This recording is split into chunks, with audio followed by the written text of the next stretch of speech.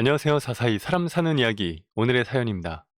안녕하세요. 저는 43살인 송선미라고 합니다. 저는 누구보다 예민한 사춘기를 겪었어요.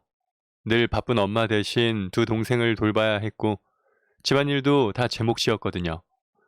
부양해야 하는 가족들 때문에 억척같이 살았던 엄마인데 엄마가 저희를 위해 얼마나 희생하시는지 몰랐던 때도 있습니다.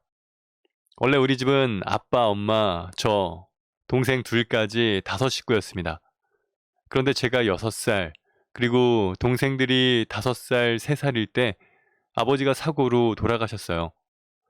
집에서 살림만 하시던 엄마는 하루아침에 가장이 되었지만 할 줄 아는 일이 하나도 없으셨죠. 그래서 처음엔 학교 앞에 손수레를 끌고 와서 파라솔을 펴놓고 떡볶이를 파셨습니다. 그리고 돈을 조금 더 벌기 위해서 손가락 길이 정도가 되는 밀떡을 반으로 잘라 팔면서 10개에 100원을 받았죠. 하지만 문제는 엄마가 제가 다니던 학교 앞에서 그런 장사를 한다는 거였죠.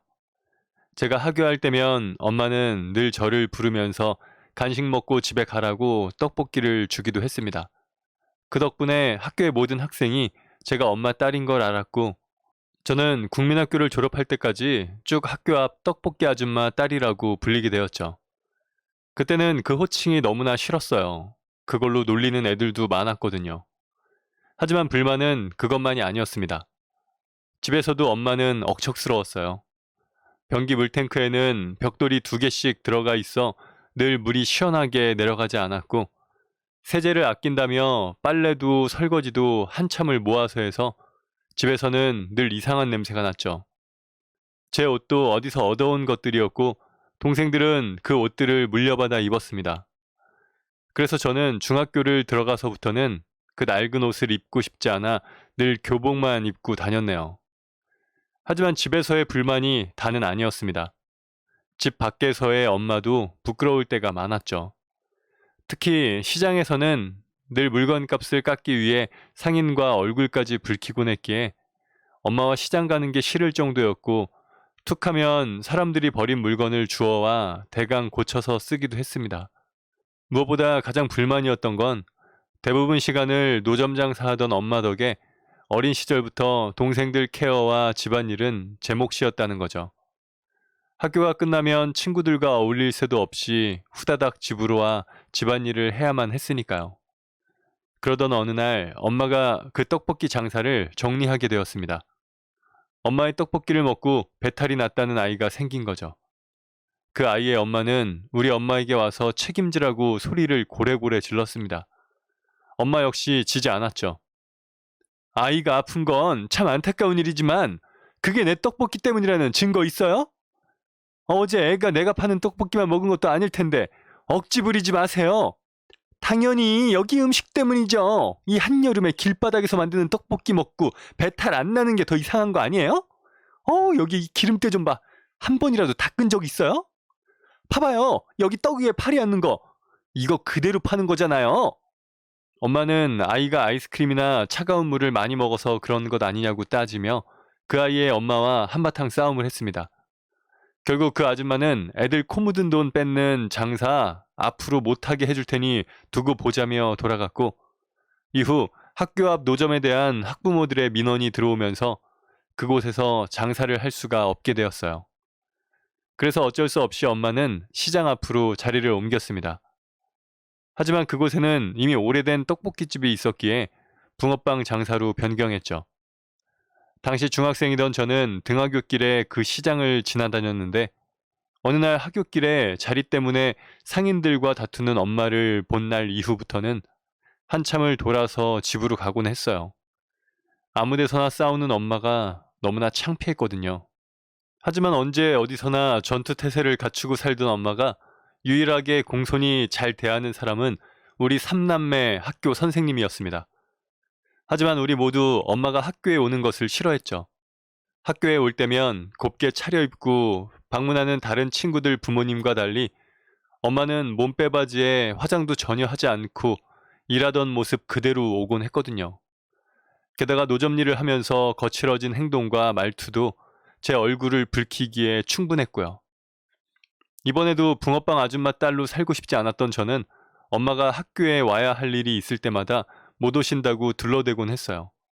그래서 중학교, 고등학교 내내 엄마는 학교에 오지 않았습니다. 물론 가끔 체육복이나 도시락을 두고 올 때면 마음 편히 엄마에게 갖다 달라고 전화하는 친구들이 부럽기도 했지만 전 선생님께 기합을 받을지언정 엄마가 학교에 와서 또다시 붕어빵 아줌마 딸이 되고 싶지 않았기 때문에 절대로 엄마에게 부탁하지 않았습니다. 그러다가 고등학교 2학년 때 함께 어울리던 친구들 사이에 다툼이 생겼던 적이 있었어요. 툭하면 말싸움을 하던 정연이와 미란이가 그날 역시 말싸움으로 시작하다가 점점 몸싸움으로 커져버린 거죠. 저는 싸움을 말리려고 했습니다. 하지만 둘은 계속 싸웠고 결국 정연이가 계단에서 구르고 말았죠. 그 과정에서 정연이를 잡고 있던 제 얼굴이 정연이 손톱에 긁히면서 꽤나 큰 상처가 생겼습니다. 그 정도가 되고 나서야 싸움은 끝났지만 친구들을 다시 화해시키느라 수업이 끝난 뒤에도 진땀을 뺐고 결국 평소보다 조금 늦은 시간에 집으로 돌아갔죠. 엄마는 제가 현관문을 열고 들어가자마자 소리부터 질렀습니다. 송선미, 너는 동생들 안 챙기고 어디를 그렇게 싸돌아다니다가 이제 오는 거야? 왜 맨날 나만 돌봐야 해? 뭐? 그럼 누가 봐? 네가 제일 언니인데. 가뜩이나 기운 빠지는 하루를 보내고 온 저는 엄마의 잔소리에 날카롭게 반응했고 평소보다 민감한 반응에 놀란 듯한 엄마가 저를 바라봤습니다. 얼굴에 이 상처는 뭐야? 이젠 하다 밖에서 싸움박질하고 다니기까지 하는 거야? 쓸데없는 짓거리 하고 돌아다닐 거면 애들 밥이나 좀 챙겨줘. 엄마는 제 얼굴에 난 상처를 보고도 걱정하기는커녕 기가 찬다는 듯 혀를 끌끌 차셨어요. 어디서 뭐하다 다쳤냐고 물어보지도 않으셨죠. 저는 그날 있었던 일을 하나하나 말하지 않아도 되어서 다행이다 싶기도 했지만 한편으로는 딸 얼굴에 상처가 났는데 비아냥거리기만 하는 엄마가 미웠습니다. 엄마는 저를 가사 도우미증으로 생각하는 것 같았죠.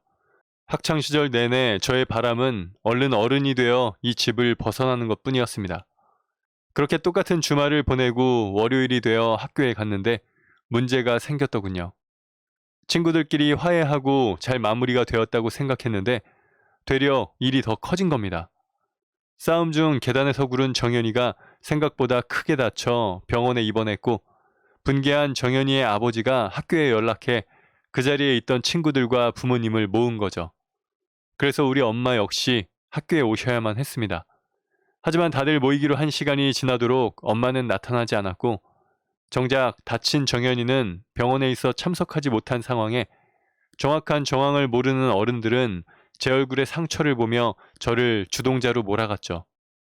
저는 정연이와 미란이의 싸움을 말리다가 정연이의 손톱에 긁힌 거라고 주장했으나 미란이 부모님은 아빠 없이 자란 제가 거짓말을 한다며 몰아붙였고 미란이는 꿀먹은 벙어리 마냥 가만히 있을 뿐이었습니다.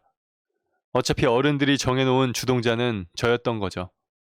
그 순간 엄마가 교장실로 들어왔습니다. 공손하게 고개를 숙이며 죄송합니다. 조금 늦었습니다.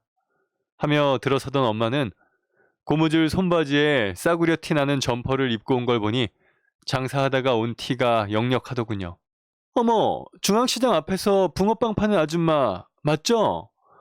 선미 어머니셨구나. 네, 맞습니다. 제가 선미 엄마입니다. 저는 그 순간 얼굴이 새빨개졌습니다. 절대 들키고 싶지 않았던 치부가 드러난 기분이더군요. 선미가 정연이랑 싸우다가 계단에서 밀어서 정연이 지금 입원했대요. 이제 두 분이 알아서 하시면 되겠네요. 괜히 다른 애들까지 피해주지 말고요. 그 순간 엄마는 모든 사람들 앞에 고개를 숙이며 사과를 했습니다. 교장 선생님, 정연 아버지, 정말 죄송합니다. 선미 아빠 돌아가시고 제가 장사한다고 아이를 제대로 교육하지 못했네요. 그 말에 울컥한 저는 엄마에게 내가 한 게 아니라 미란이랑 정연이가 싸운 거라며 울어버렸죠.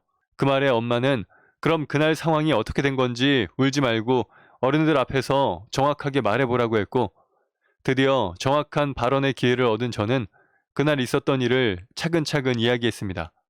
중간중간 미란이 어머니가 제 말을 막으려고 했지만 엄마는 침착하게 선미 이야기 들어보고 말씀하시죠. 라고 대응했죠. 제 이야기가 끝나자 갑자기 미란이가 훌쩍거리며 울기 시작했고 그제야 모든 전말을 알게 된 어른들은 모두 미란이 어머니를 쳐다봤습니다. 미란이 어머니는 매우 당황한 듯 미란이를 다그쳤고 결국 미란이는 모든 진실을 털어놓았죠. 미란이 어머니는 끝까지 저와 어떻게든 연관을 시키고 싶어 했지만 엄마는 단호하게 말했습니다. 미란 어머니, 저 무시하는 건 괜찮습니다. 할 줄 아는 게 없어서 붕어빵 팔아서 자식 키우니까요. 근데 내 새끼들 무시하는 건 절대 못 참습니다. 아빠 없고 엄마가 붕어빵 장사하는 게 애들이 무시당할 일은 아니잖아요. 그 말에 미란이 어머니는 당황한 듯 헛기침을 했고 엄마는 그런 미란이 어머니의 눈을 보면서 정확하게 말하더군요. 그리고 정연이 치료비는 이제 두 분이 알아서 하시면 되겠네요. 괜히 다른 애들까지 피해주지 말고요. 우리 딸은 친구들이랑 싸우고 다니는 애가 아니거든요. 그 말에 정연이 아버지는 저와 엄마에게 미안하다 사과를 했고 미란이 어머니 역시 마지못해 사과를 했습니다. 그날 저를 지켜주던 엄마는 이 세상 하나뿐인 내 편이었죠. 그렇게 사건은 일단락되고 저는 엄마와 함께 교장실을 나왔습니다. 얼굴 좀 보자. 아, 이쁜 얼굴에 이게 뭐야? 괜찮아. 금방 나. 아까 양호실에서 연고 발랐어. 그래도 손톱 자국은 잘 안 없어지는데 아유, 여자의 얼굴에 흉지겠네. 엄마는 제 얼굴에 흉터라도 남을까봐 걱정하시면서 제 얼굴을 매만지셨어요. 엄마의 그런 다정한 손길이 처음이었던 저는 조금 당황하기까지 했죠. 엄마, 너무 늦었어. 빨리 집에 가자. 그래, 빨리 가자. 동생들 기다리겠다. 그리고 엄마와 빠른 걸음으로 집으로 향하는데 그제야 엄마의 신발이 눈에 들어왔어요. 엄마는 한겨울인데도 슬리퍼를 신고 나오셨더라고요. 발 안 시려워? 왜 한겨울에 슬리퍼를 신고 다녀? 아, 됐어. 엄마는 하나도 안 추워. 그리고 이 안에 기모 들어있어서 괜찮아. 몇 년째 겨울이면 늘 신는 그 신발의 기모가 이미 눌려서 제 기능을 못하고 있다는 걸 너무나 잘 알고 있던 저는 콧날이 시큰해지더군요. 엄마, 나중에 내가 돈 벌어서 좋은 신발 사줄게. 제 입에서 그런 말이 나올 줄 생각도 못했을 엄마는 조금 놀란 듯 하다가 이내 활짝 웃으며 알았다고 했습니다. 그리고 엄마와 저는 손을 꼭 붙잡고 집으로 돌아왔어요. 한겨울이었음에도 불구하고 왠지 모르게 제 마음은 따뜻해지더군요. 이후 저는 전문대 졸업하고 좋은 사람을 만나서 결혼했습니다. 결혼 후 31살에 둘째까지 낳으면서 지금은 두 아이의 엄마가 되었죠. 엄마는 31살에 아빠를 보내고 떡볶이 장사를 시작하셨습니다. 그리고 36살 이후로 10년 동안 붕어빵 장사를 하며 우리 3남매를 잘 키우신 거예요. 결국 우리 3남매는 엄마의 3, 40대를 갈아 넣어 만들어진 피조물인 셈이죠. 그날 이후 저는 엄마가 부끄럽지 않았습니다. 그리고 언젠가부터는 엄마가 존경스러워지기 시작했네요. 그 시절 엄마 역시 부끄러운 감정이나 편하게 살고 싶은 마음이 없었을 리가 없죠. 내가 부끄러워했던 엄마의 모습은 결국 자식을 위해 조성애라는 본인을 버리고 산 내 엄마의 모습이었다는 걸 깨닫게 되었습니다. 막내까지 대학을 졸업하면서 붕어빵 장사를 그만둘 수 있었던 엄마는 이후로도 이런저런 소일을 하다가 60대에 들어서면서 무릎이 안 좋아져 지금은 저희 남매에게 받는 용돈으로 지내고 계십니다. 얼마 전 아이들과 함께 엄마 집에 갔더니 그 붕어빵 기계에 기름을 먹이고 계시더군요. 그걸 아직도 갖고 있냐고 당장 고물로 팔아버리라고 했더니 이놈이 제일 효자라며 이걸로 저희 대학까지 보내주게 했으니 자신의 보물이라고 하셨어요. 그리고는 돌아가신 아버지한테 자랑해야 하니 자기 죽으면 이거 같이 묻어달라고 말씀하셨습니다. 우스갯소리처럼 말했지만 그 말을 듣는 순간 목이 콱 막히더군요. 이제야 자식들 걱정 안 하고 돈 벌 걱정 안 하고 조성의 여사로 살 수 있게 되었는데 너무나 나이가 들어버린 것 같아서 마음이 아프네요.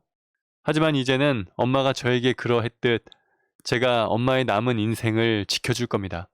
그게 자신의 젊은 시절을 내려놓고 자식만을 위해서 살아온 우리 엄마 조성의 여사님께 보답할 수 있는 유일한 방법일 테니까요. 엄마, 이제는 우리 삼남매가 엄마를 지키는 히어로가 되어줄게요. 건강하게 오래오래 사세요. 사랑합니다. 네, 오늘 사연은 여기까지입니다. 사람 사는 이야기 채널 구독과 좋아요, 알림 설정 부탁드립니다. 감사합니다.